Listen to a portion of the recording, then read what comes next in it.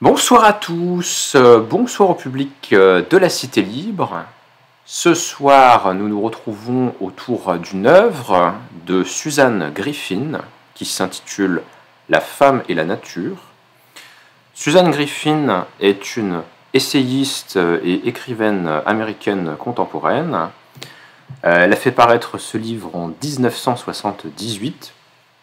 On est donc dans les années de la contre-culture américaine, de la contestation culturelle aux États-Unis, ou en tout cas dans une des phases de ce mouvement historique. Suzanne Griffin s'inscrit dans une perspective féministe, et plus spécifiquement, son livre peut être considéré comme l'une des premières expressions d'un courant théorique du féminisme contemporain qu'on appelle l'écoféminisme. L'écoféminisme repose sur la recherche de causes communes ou de mécanismes communs ou d'éléments communs entre, d'une part, les formes d'oppression, de domination et d'abaissement que vivent les femmes dans les sociétés contemporaines, et d'autre part, la dégradation et l'exploitation de l'environnement naturel. La perspective écoféministe considère que ces formes d'oppression ne sont pas sans lien, mais qu'elles sont plutôt croisées, qu'elles reposent sur des mécanismes, des institutions ou des idéologies qui ont des points communs et qui se renforcent mutuellement. L'ouvrage de Suzanne Griffin se caractérise par sa forme particulièrement déroutante, puisqu'on pourrait le ranger non pas dans la littérature théorique ou dans le genre de l'essai philosophique à proprement parler. Il s'agit plutôt d'une sorte de roman ou de texte littéraire expérimental qui vise à faire émerger une multitude de voix, en particulier les voix des femmes ou les voix de femmes s'exprimant au nom des éléments naturels qui ont été dégradés au cours de l'histoire de la culture. Il s'agit, à travers son écriture qui entremêle un différent niveau de sens et d'expression dans le texte, de faire entendre des voix qui ont été minorées ou maltraitées par l'histoire, afin qu'elles puissent se libérer et perturber le discours dominant. La perspective qu'emploie Suzanne Griffin dans ce que je vais vous lire, c'est-à-dire des extraits du livre 1 de La femme et la nature, consiste à mettre en parallèle deux séries de discours.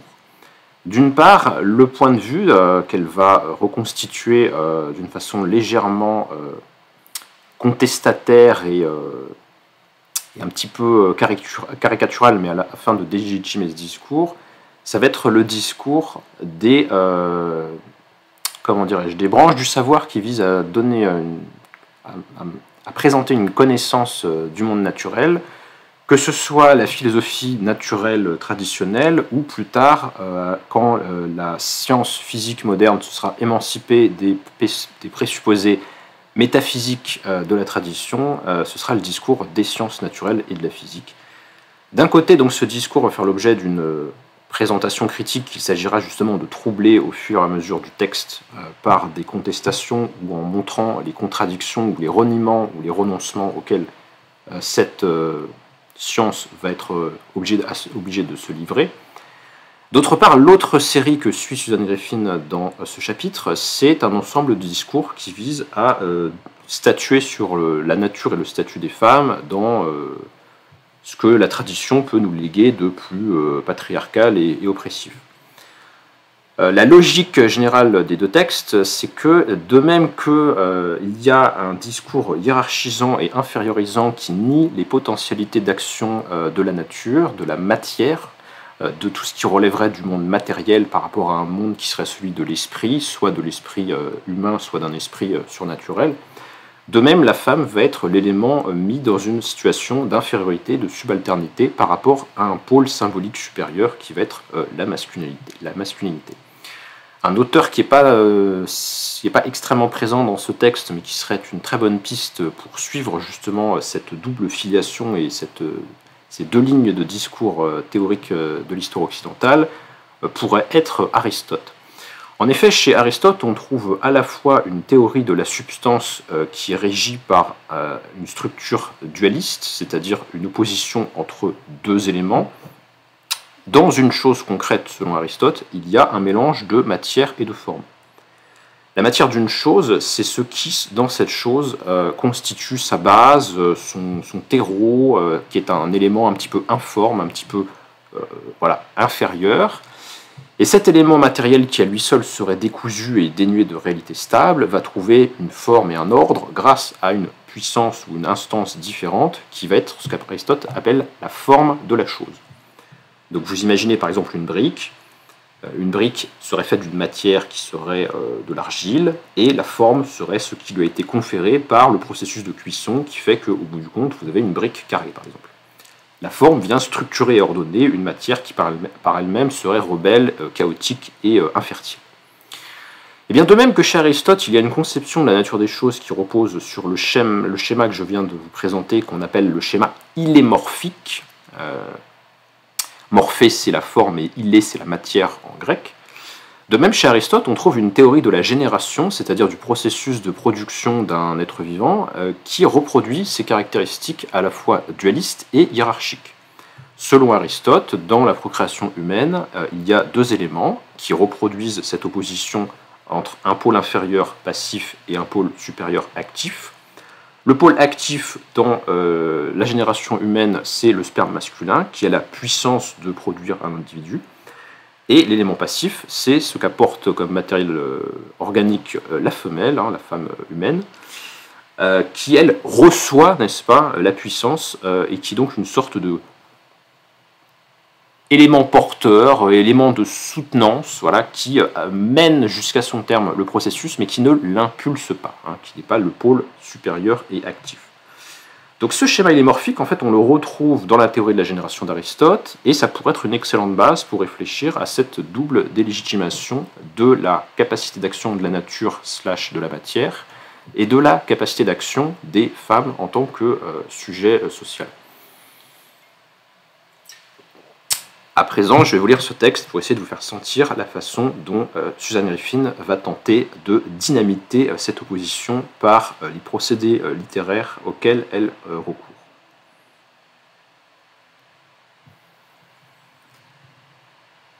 Livre 1er. Matière. Comment l'homme considère et use des femmes et de la nature. Il fut décidé que la matière est transitoire et illusoire, telles les ombres que projette sur un mur la lumière du feu, que nous habitons dans une caverne, dans la caverne de notre chair, qui est également matière, également illusoire. Il fut décidé que ce qui est réel est à l'extérieur de la caverne, dans une lumière si brillante que nous ne pouvons pas la concevoir, que la matière nous piège dans l'obscur, que l'idée de matière existait avant la matière et était plus parfaite, idéale. Entre parenthèses, je ne vais pas faire toute l'intertextualité, mais le texte de Suzanne Griffin est tissé de références culturelles à d'autres penseurs-auteurs, et dans ce passage, c'est la seule fois, je pense, où je vous ferai du métatexte, mais là, elle vise évidemment la théorie de Platon sur la division entre le monde matériel et le monde des idées, qui est supérieur à la matière. Sic transic ainsi passe gloria mundi, les gloires de ce monde, fut-il dit.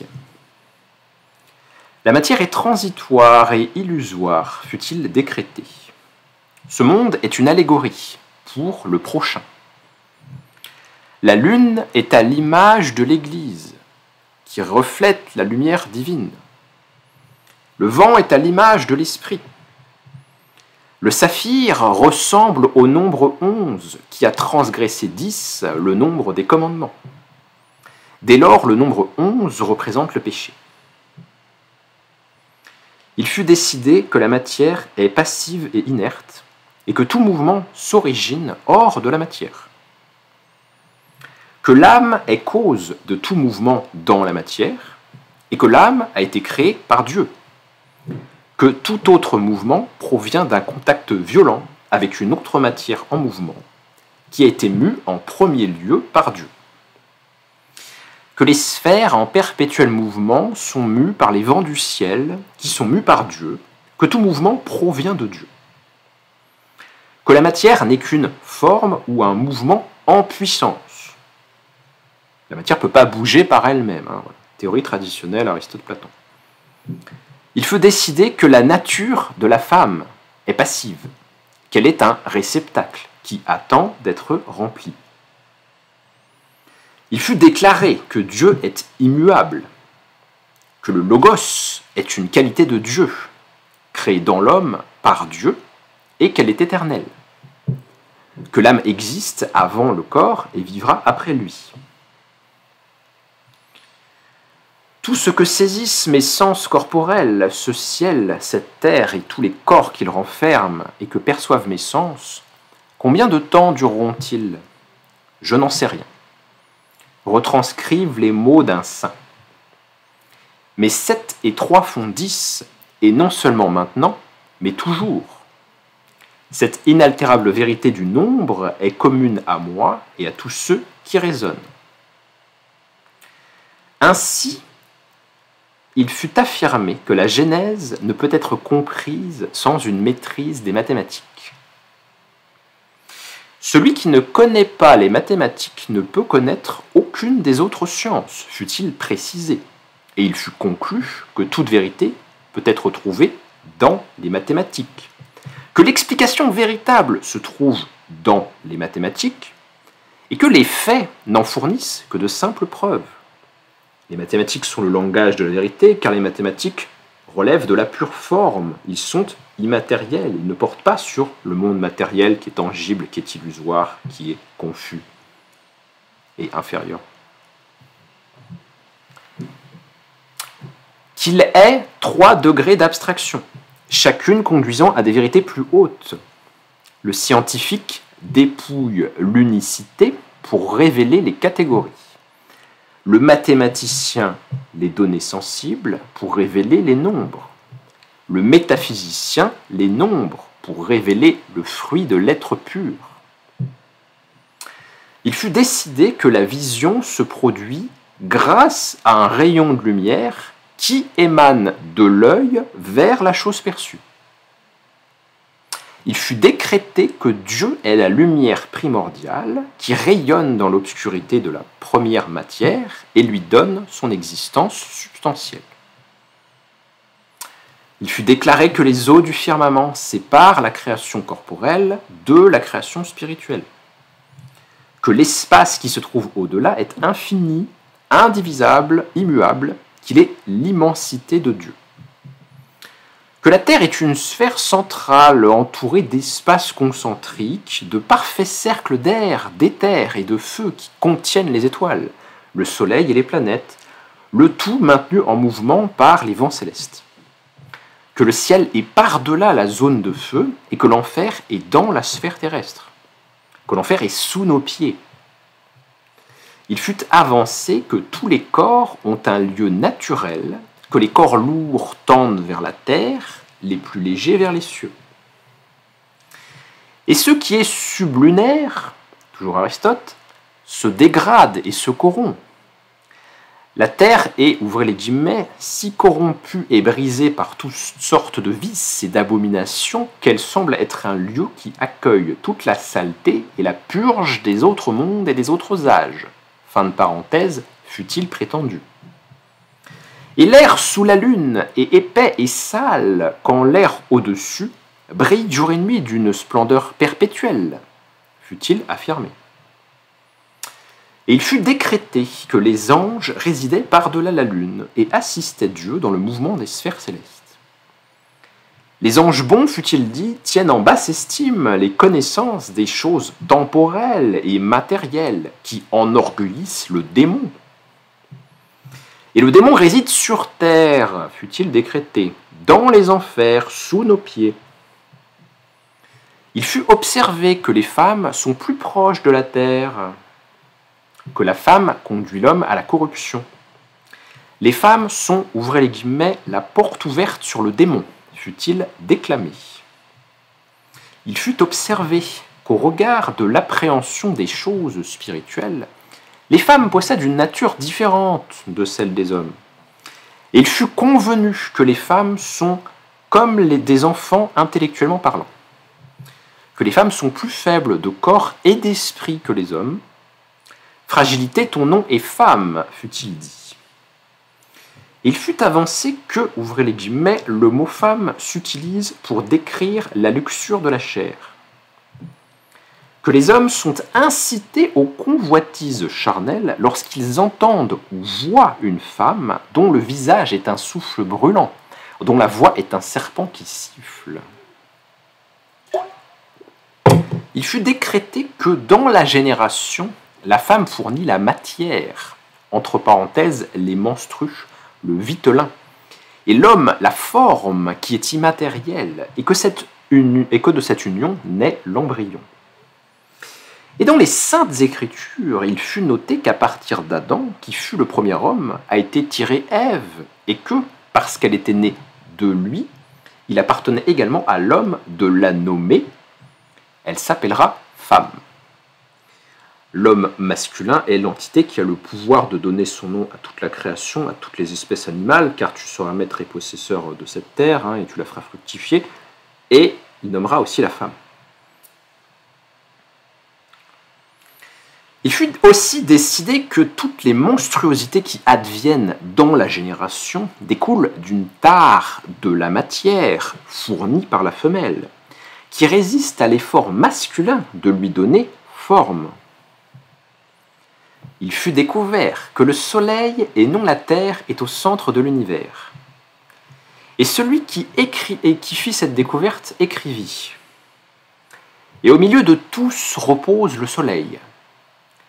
En effet, dans ce temple splendide, qui donc poserait ce luminaire en un lieu autre ou meilleur que celui d'où il peut éclairer tout à la fois? Or, en vérité, ce n'est pas improprement que certains l'ont appelé la prunelle du monde, d'autres esprit, d'autres enfin recteur.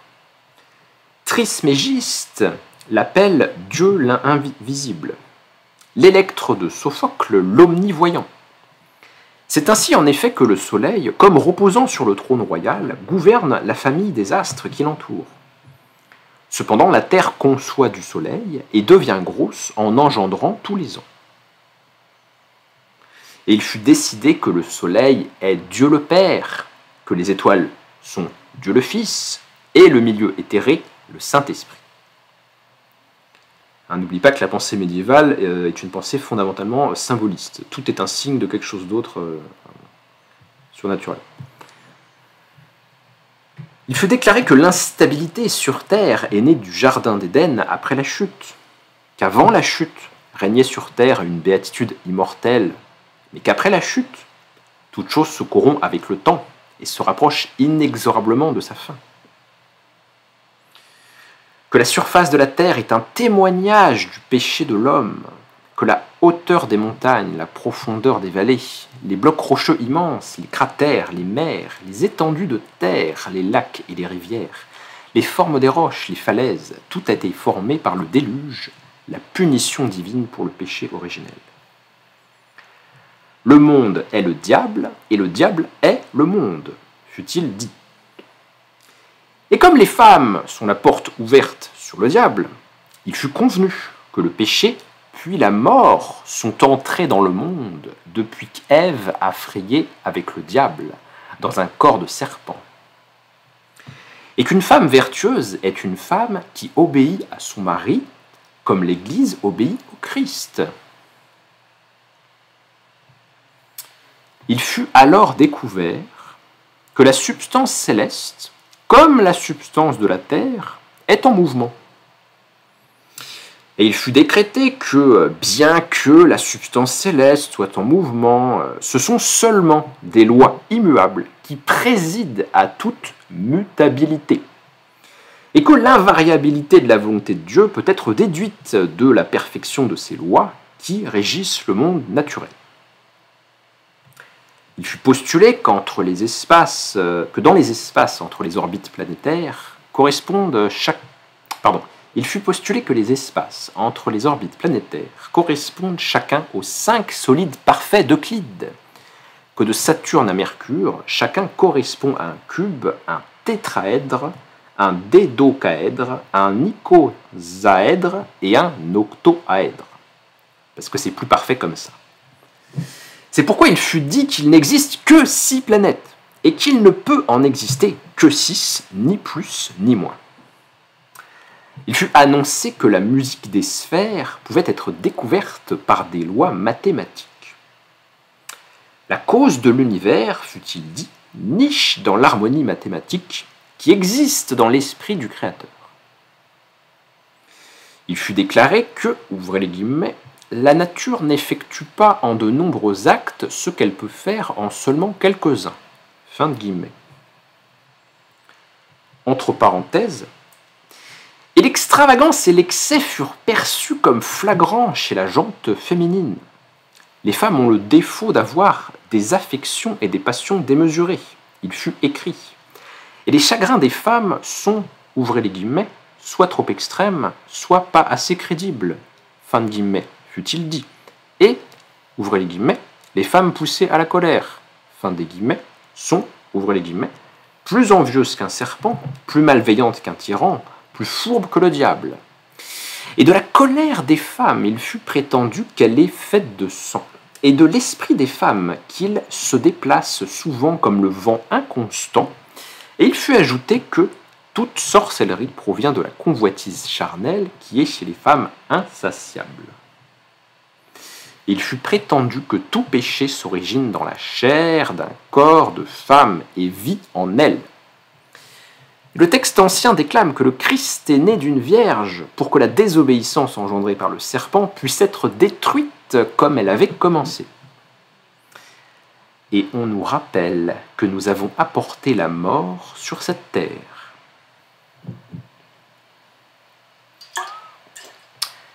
Il fut d'abord débattu, puis précisé que les anges ne possèdent pas de corps, mais y séjournent seulement, qu'ils n'occupent aucun point dans l'espace, mais sont virtuellement présents et opèrent en ce point. Et donc certains supposèrent que les anges sont fins, et se demandèrent à quel point les anges le sont, entre parenthèses, et combien d'anges pourraient occuper en un instant précis l'espace de la tête d'une épingle. Et il fut annoncé que la nature ne peut être comprise que par réduction, que ce n'est qu'en la réduisant à des nombres qu'elle est intelligible, que sans le secours des mathématiques, on erre en vain dans un labyrinthe obscur. Il fut décrété que ce qui ne peut être mesuré ou réduit à un chiffre n'est pas réel. Ah, tiens donc. La réalité du mouvement fut remise en question. Il fut découvert que le mouvement pouvait être mesuré en mesurant l'espace à travers lequel le mouvement se produit et le temps qu'il faut au mouvement pour se produire. Il fut décrété que le mouvement est réel. Si, cette fois-ci, c'est sûr. Entre parenthèses, mais il fut répété que tout mouvement provient à l'origine de Dieu, et que Dieu a doté l'univers d'une quantité fixe de mouvements. Il fut décidé que tout mouvement résulte d'un corps agissant directement sur d'autres corps, qu'un corps ne peut pas avoir d'effet sur un autre à distance. Et il fut déclaré que toute matière est constituée de particules de matière plus petites, dont les mouvements déterminent l'apparence de l'univers. Que seul Dieu voit les choses telles qu'elles sont, qu'il voit directement les particules. Que si quelqu'un était en mesure de connaître la position exacte des particules à un moment précis, il serait capable de prédire l'avenir.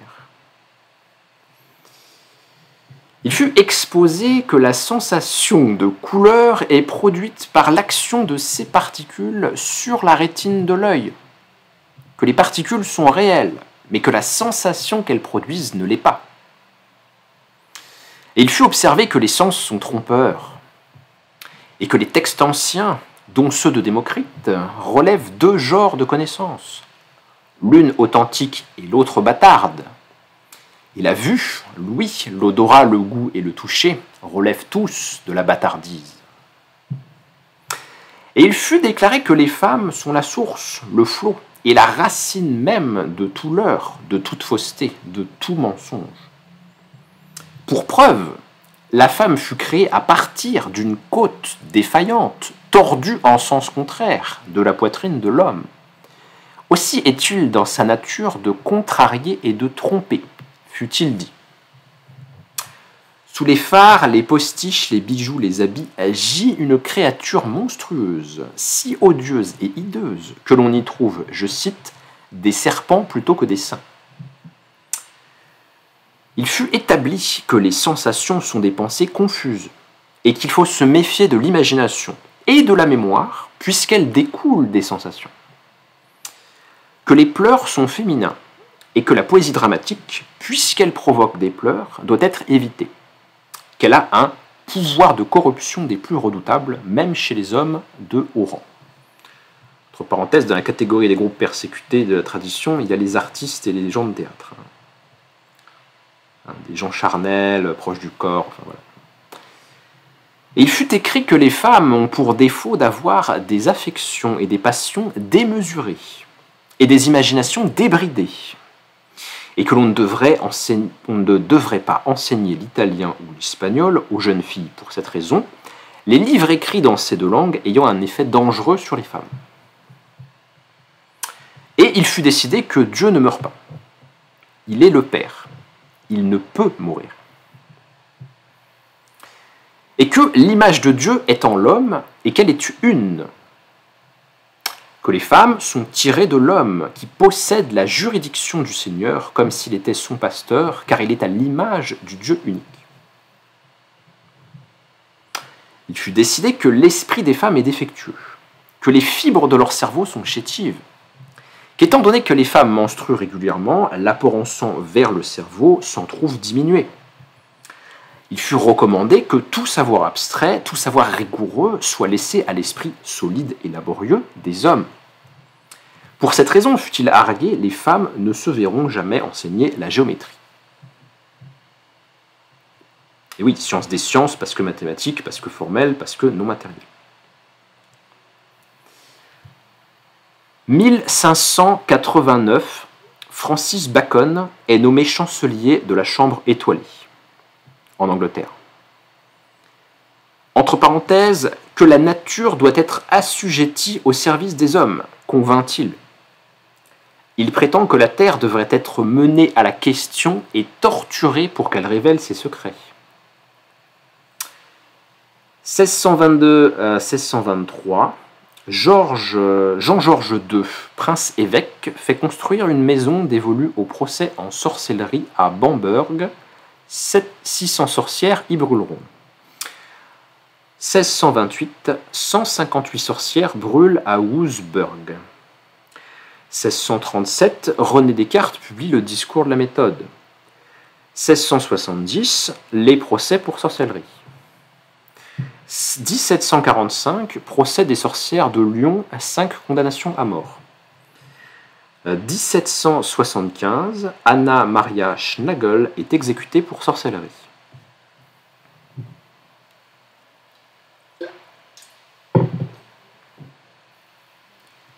Il fut décrété que la matière est inerte, que l'univers agit comme une machine, qui peut être décrite au regard des actions des particules de matière sur d'autres particules de matière, selon des lois mécaniques immuables.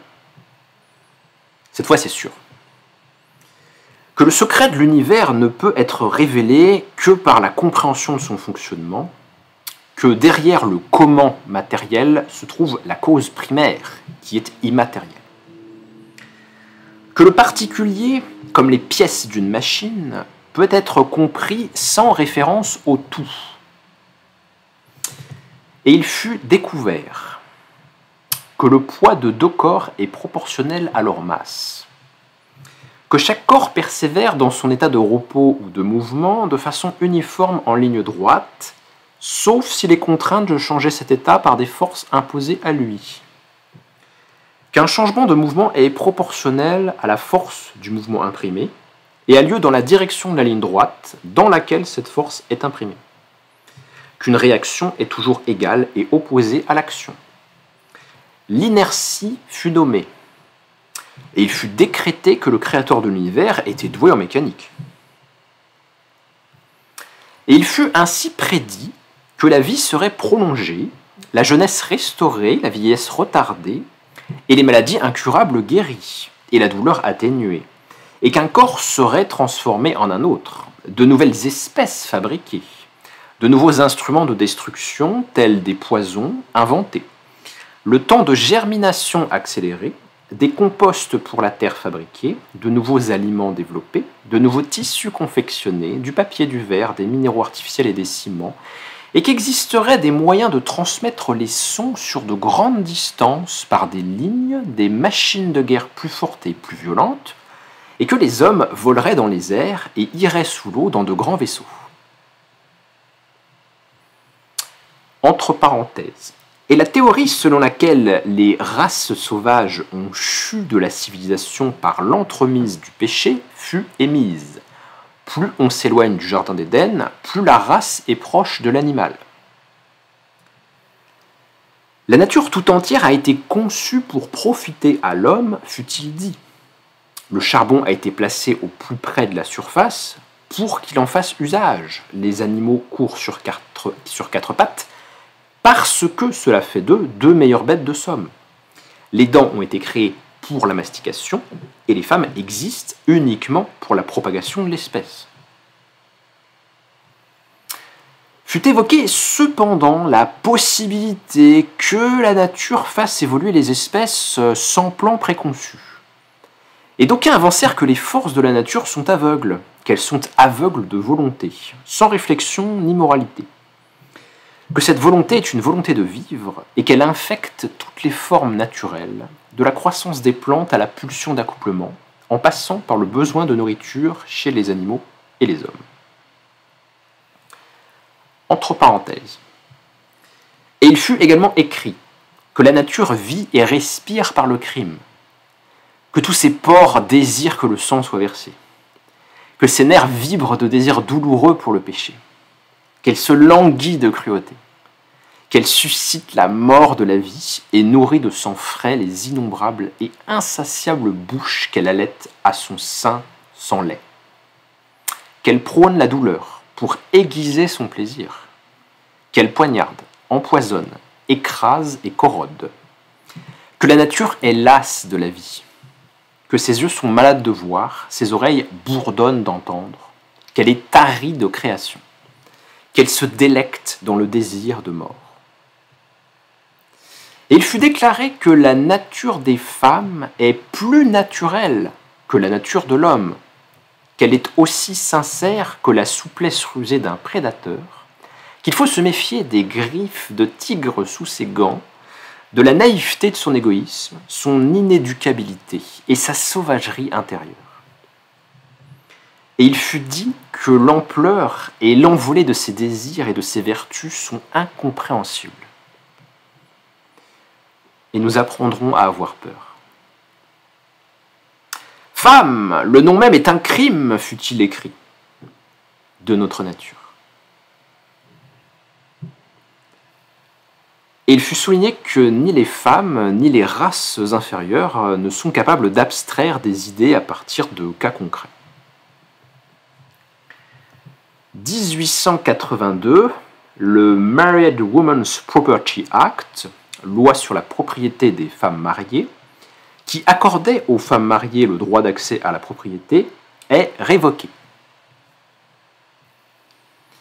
Il fut décrété que la pitié naît de la faiblesse et que les femmes, comme les animaux, étant plus faibles, elles ressentent plus de pitié. Il fut dit des poètes qu'ils ont appris la pitié auprès des femmes. Il fut décidé que l'homme avait évolué à partir des grands singes. Si, cette fois c'est bon. Que toutes les étapes de l'évolution des hommes et de la société humaine persistent. Et que, ouvrez les guillemets, l'homme blanc aide à se perfectionner sur la surface de la Terre, même les races presque égales à la sienne. Entre parenthèses, il fut décrété que les nègres, comme les orang-outans ou les chimpanzés, sont difficiles à éduquer passé la puberté. Il faut observer que la femme, comme le nègre, a les pieds plats et une inclination du bassin très marquée qui la fait paraître moins droite et sa démarche moins régulière. Il fut dit que le train est à la voie ferrée ce que l'homme est à sa femme.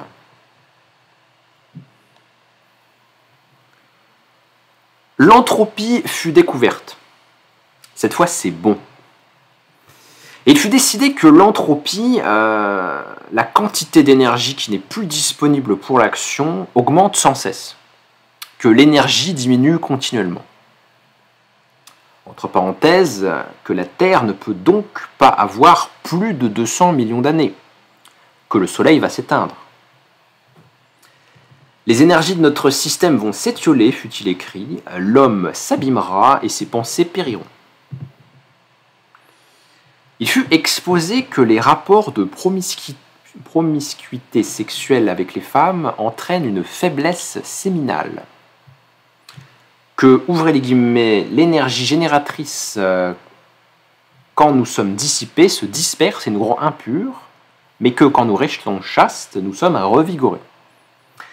Il fut dit que le jeune homme qui souhaite au mieux développer ses énergies devrait éviter toute perte de liqueur sexuelle.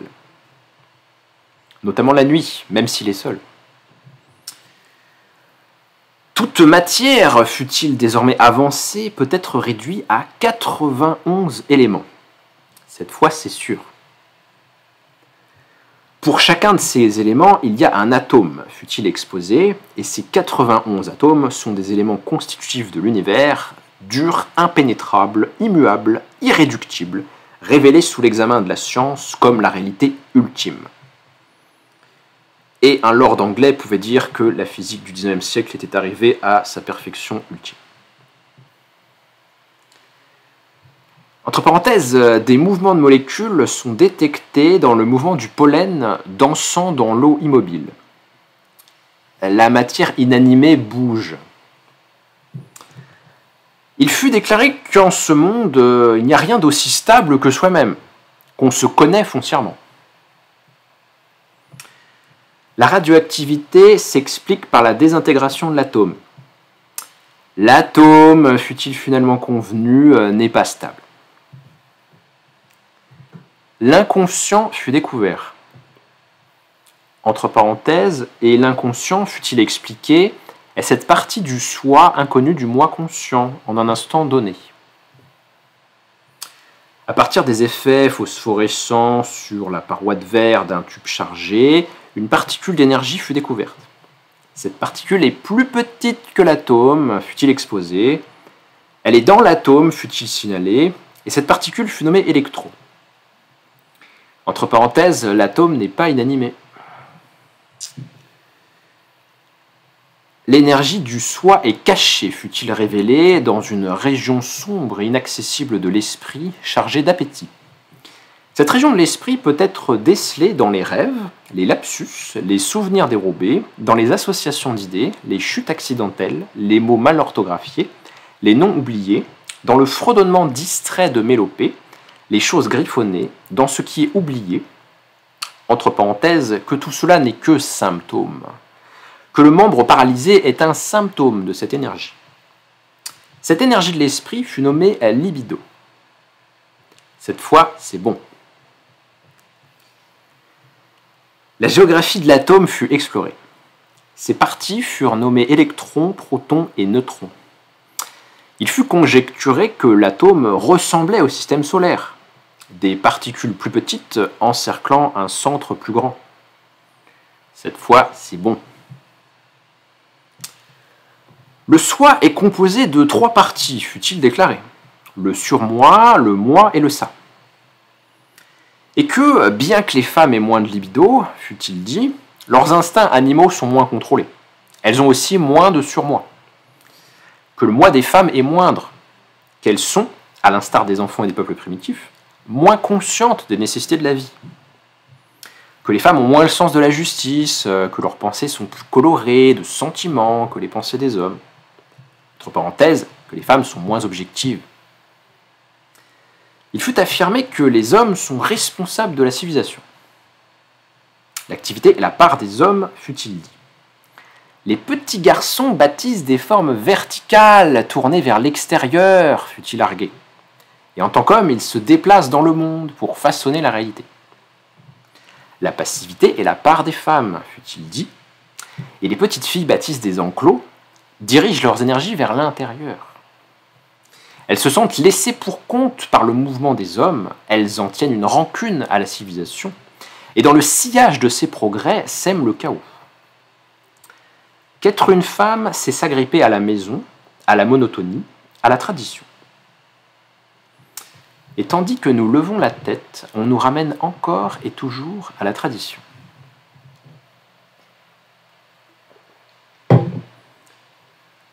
La matière est un événement, fut-il alors constaté. Voir le philosophe Whitehead.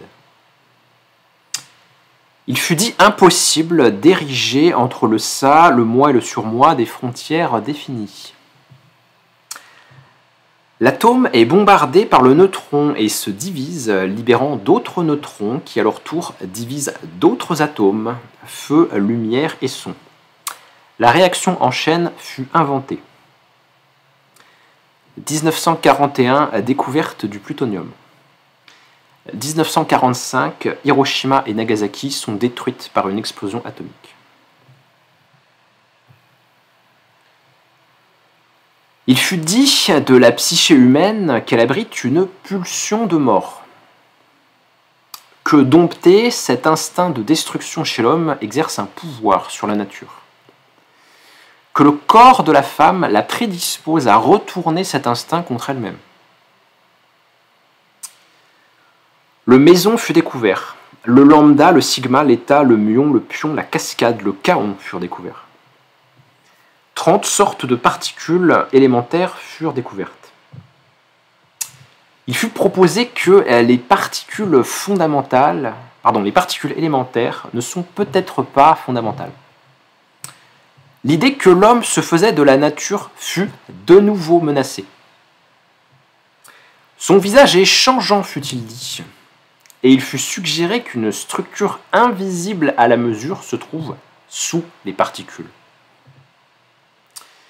Mais il fut affirmé également que les particules élémentaires n'existent pas.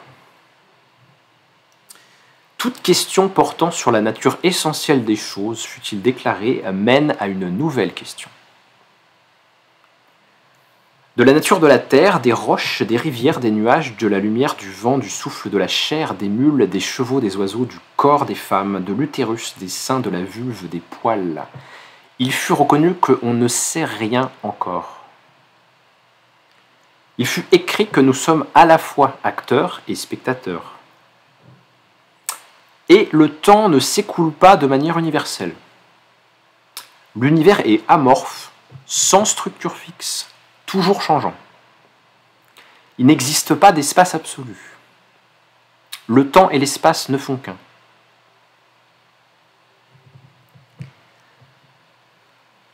Nous sommes les roches, le sol, nous sommes les arbres, les rivières, nous sommes le vent, nous portons les oiseaux. Les oiseaux, nous sommes les vaches, les mules, nous sommes les chevaux. Nous sommes les éléments solides, la cause et l'effet, le déterminisme et l'objectivité, fut-il déclaré, sont perdus. La matière. Nous sommes la chair, nous respirons. Nous sommes son corps à elle, nous parlons.